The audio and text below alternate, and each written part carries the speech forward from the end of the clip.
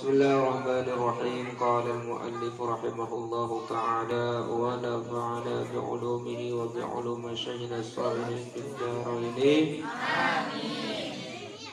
Ila qal wa yaumul isnain yaumul mubarak. Dan hari Senin itu adalah hari yang diberkahi, membawa keberkahan.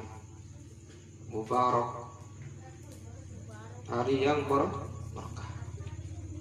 Faqad ja'a 'inda Imamil Ahmad, karena ada sungguhnya telah datang sebuah hadis daripada Imam Ahmad, annahu qala, bahwa sesungguhnya dia telah berkata, qala Ibnu Abbas, Sayyidina Abbas telah berkata, ulida Rasulullah sallallahu alaihi wasallam yaumul Itsnin. Nah, ini diperhatikan keistimewaan hari Senin. Makanya orang-orang yang lahir hari Senin itu ada keistimewaan.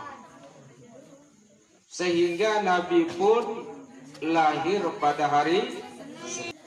Kejadian-kejadian pun yang aneh pada masa Rasulullah SAW, hatta waktu beliau dilahirkan, banyak keistimewaan, kejadian-kejadian yang qorib, yang jarang terjadi, langka. Sehingga di sini mengatakan yaumul Itsnain yaumul mubarak. Jadi hari Senin itu adalah hari yang diberkahi. Faqad ja'a 'inda Imamil Ahmad, karena ada sebuah hadis yang dibawa, yang datang dari Imam Ahmad rahimahullahu ta'ala, annahu qala, bahwa sesungguhnya dia telah berkata, qala Ibnu Abbas, Sayyidina Abbas telah berkata, ulida Rasulullah sallallahu alaihi wasallam yaumul Itsnin.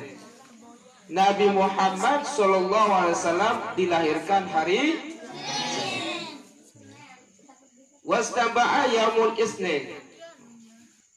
Dan Rasulullah sallallahu alaihi wasallam pun diutus menjadi seorang rasul.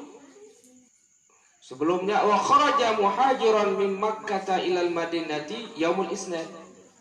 Rasulullah hijrah keluar dari Mekah ke Madinah itu pada hari Senin.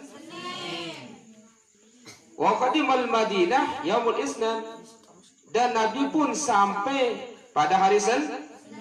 Berarti Rasulullah hijrah dari Mekah hari Senin, nyampe ke Madinah hari Senin. Berarti berapa hari perjalanan? 8 hari perjalanan baru Nabi nyampe. Rasulullah diangkat pun stadabal yaumul Itsnin.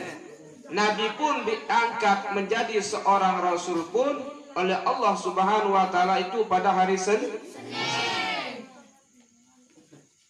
Hijrah pada hari Senin dari Mekah sampai ke Madinah pun pada hari Senin.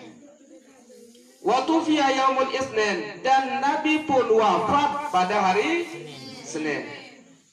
Wa rufi'al hajaru yaumul Itsnin, dan Hajar Aswad pun waktu tergelincir dari tempatnya itu diangkat oleh Rasulullah SAW menuju tempatnya itu pada hari Senin. Di sanalah Rasulullah SAW bergerak al-amin. Al-amin, orang yang terpercaya. Tak kala Hajar Aswad tergelincir dari tempatnya, karena mungkin sudah banjir. Akhirnya setelah itu bertengkarlah, yaitu masing-masing suku. Setelah bertengkar masing-masing suku itu, maka terjadilah setelah itu rapat. Datanglah baginda Nabi SAW. Jadi mereka sepakat, siapapun yang pertama kali nanti masuk di Masjidil Haram, dialah orang yang pertama kali, dialah yang akan meletakkan Hajar Aswad itu ke tempatnya. Suku A, suku B, suku C, dan yang lainnya itu bertengkar. Ingin mereka yang menaruh Hajar Aswad. Hajar Aswad itu bukan hitam sebenarnya, itu batu dari surga. Dulu warnanya itu seperti permata putih. Nah, karena Rasulullah yang kelihatan pertama kali di sana, maka Rasulullah lah yang berhak untuk mengambil Hajar Aswad dan menaruh di tempatnya. Akan tetapi apa yang dilakukan Rasulullah SAW adilnya luar biasa. Rasulullah punya sorban. Setelah sorban itu dikelar. Ya. Tuhan di Jakarta. Satsupi juga Jakarta dikelar. Jadi kelar. Akhirnya dikelar lah. Dia menurut kelar panggil suku A, B, C, D. Suku A maju, suku B maju, C maju, D maju. Nah, yang kedua maju, Rasulullah mengambil Hajar Aswad. Setelah Rasulullah mengambil Hajar Aswad, menaruh Hajar Aswad itu di tengah sorbannya itu. Selain itu lalu dibawa oleh masing-masing suku kulit tiap pojok.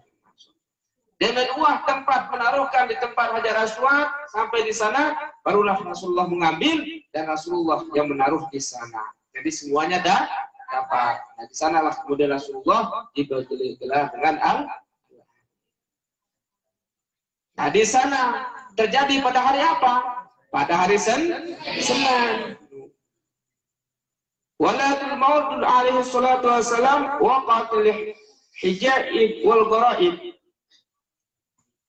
Waqatil hijaib wal gharaib.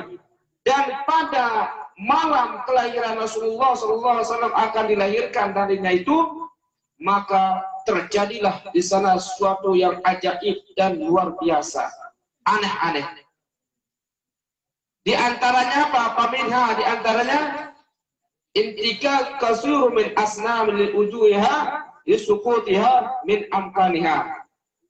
Akhirnya runtuhnya apa yang goyang runtuh? Kasiru min al asnam, yaitu banyak sekali patung-patung. Di hari kelahiran Rasulullah SAW, sinarnya itu tembus ke langit.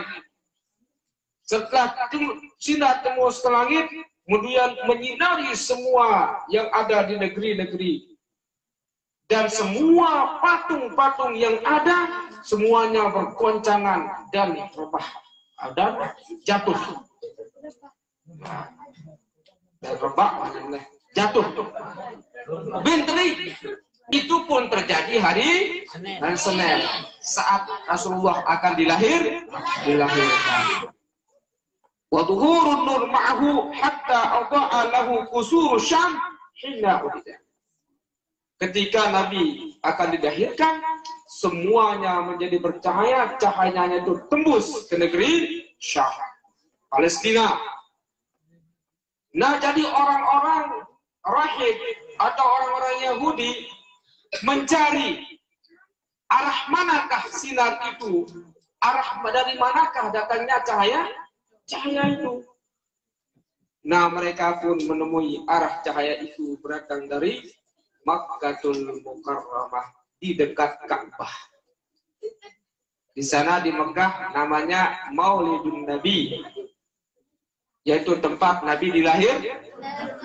Monane dari maktabah, dari perpustakaan.